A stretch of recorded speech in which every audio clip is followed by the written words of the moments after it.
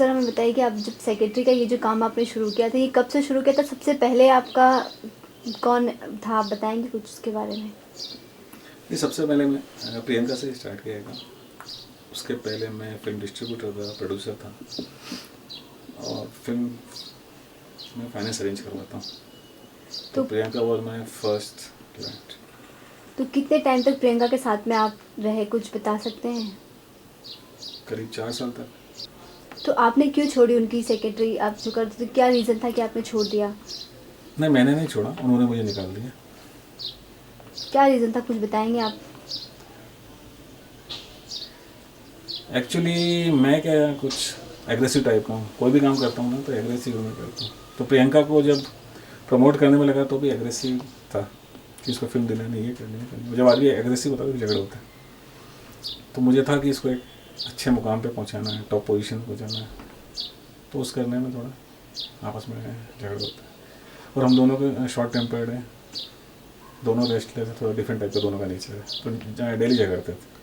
तो लेकिन जो पेपर में जो आर्टिकल आया था उसमें प्रियंका का जो कोट था उसमें उसने बोला था कि आप उसकी पर्सनल काम में बहुत इंटरफेयर करते थे, कि आप उनके पापा की तरह उसको रीड के आप उसके पापा हो ऐसे हैंडल करते मेरा थे। बेटा है वो प्रियंका की एज का है, ठीक है।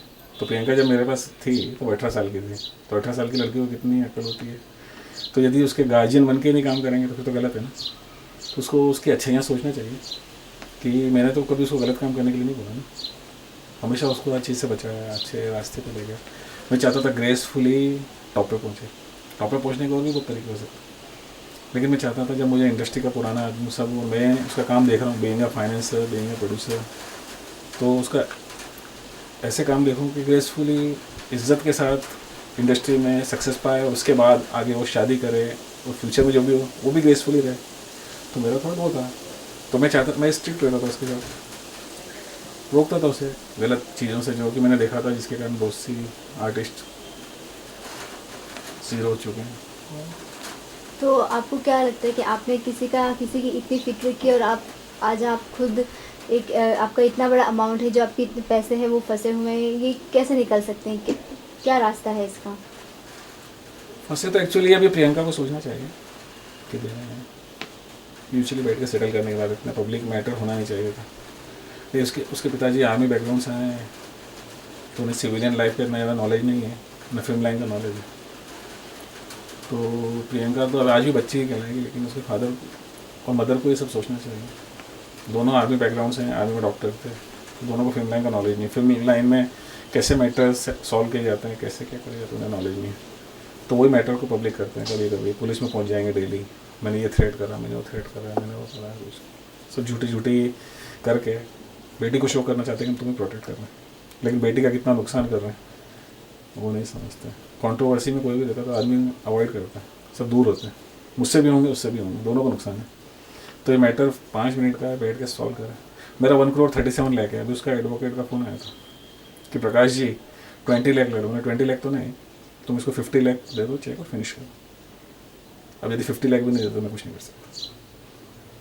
तो आपको नहीं लगता कि आपने जो मेहनत से अपनी जो कमाई की उसके तो 1 रुपये भी नहीं छोड़ने चाहिए ऐसे लोगों की, जो तो दिन ब दिन अपने पैसे कमाते ही जा रहे हैं?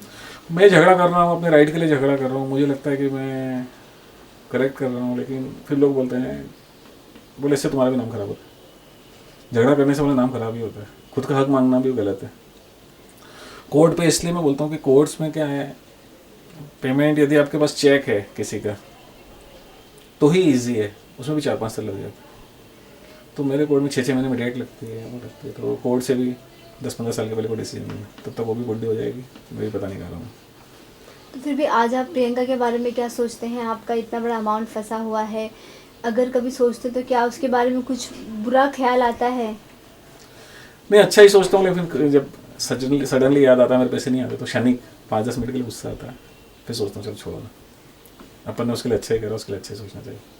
तो अब उसके बाद आप सलीना के सेक्रेटरी कह सकते हैं कि उसके बाद मैंने सोचा और आर्टिस्टों को प्रमोट करूँ, लेकिन एक बार एक का काम करके जो मुझे जिस तरह से ठेस पहुंची है, उसके बाद मैं किसी काम करने में ठीक से इंटरेस्ट लेके कर नहीं पा रहा। तो मैं सलीना का काम ठीक से कर नहीं पा रहा था। प्लस मैंने अभी मल्टीप्लेक्स बनाने का उधर काम चालू किया है मध्य प्रदेश में। तो पहला मेरा मल्टीप्लेक्स जनवरी में चालू भी हो रहा है, तो मैं मेरा मैक्सिमम टाइम अभी आजकल इंदौर में देता हूँ।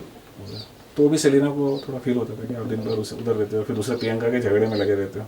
तो अपनी जगह करेक्ट है। तो बोले प्रकाश जी जब तक आप निपट फ्री हो जाते हैं झगड़ों से, फिर अपन साथ में काम करेंगे। Okay no problem. तो सलीना के कुछ कमिटमेंट थे आपको रखने, मतलब आपके साथ के आप मेरे साथ में इतने दिन दो, मेरे काम में देखो, ऐसे कुछ कमिटमेंट था नहीं, उसका? सेलिना फैमिली मेम्बर है, उनके जो पेरेंट्स हैं वो मैं जहाँ हूँ रहता हूँ वहीं उनके पेरेंट्स रहते हैं। हम बहुत अच्छे फैमिली का मेम्बर है, ऐसा कुछ नहीं, कोई कमिटमेंट नहीं, कुछ नहीं था। तो 4 साल में अगर कहा जाए कि सेक्रेटरी, कहा जाता है कि किसी की अगर इतना फेमस होता है तो उसमें उसके असिस्टेंट या सेक्रेटरी या जो भी करीबी होता है उसका बहुत बड़ा हाथ होता है, ये कितना सच है? बेसिकली इसको आपको दो उसमें डिवाइड करना पड़ेगा। दो तरह के लोग होते हैं, एक होते हैं सेक्रेटरी और एक होते हैं प्रमोटर। प्रमोटर जो होंगे वो मीन्स अपने आर्टिस्ट को फिल्में दिलाने के लिए, करने के लिए, मीन्स वो थोड़ा पावरफुल आदमी होना चाहिए जो प्रमोटर है। वो सेक्रेटरी सिर्फ डेट्स मैनेज करना, कैश लेना, पेमेंट लेना, ये करना होगा। तो बेसिकली कुछ लोग हैं इंडस्ट्री में, कुछ सेक्रेटरी जो प्रमोटर कहलाएंगे। तो आमतौर पर देखा जाता है कि सेक्रेटरीज तो मतलब किसी भी आर्टिस्ट के इतने जल्दी जल्दी बदलते रहते हैं, ये आपने भी देखा होगा। लेकिन प्रियंका के साथ आप 4 साल तक रहे, तो क्या मतलब खासियत थी आप दोनों के बीच में कि 4 साल तक आप उनके कंटिन्यू रहे सेक्रेटरी? ये 4 साल तो कुछ भी नहीं है मेरे ख्याल से। रिक्कू जी, माधुरी जी आज 15 साल हो गए होंगे। हरी सिंह और यश के भी मेरे ख्याल से 7-8 साल हो गए होंगे। वो श्रीदेवी के साथ 10-15 साल रहे हरी सिंह जी। आज जतिन जी बिपाशा के साथ मेरे ख्याल से 6-7 साल हो चुके हैं। तो हमारा पीरियड तो शॉर्ट ही रहा।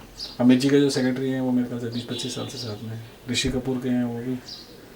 तो ऐसा नहीं लंबा लंबा चलता है, वो तो दोनों की अंडरस्टैंडिंग पे होता है।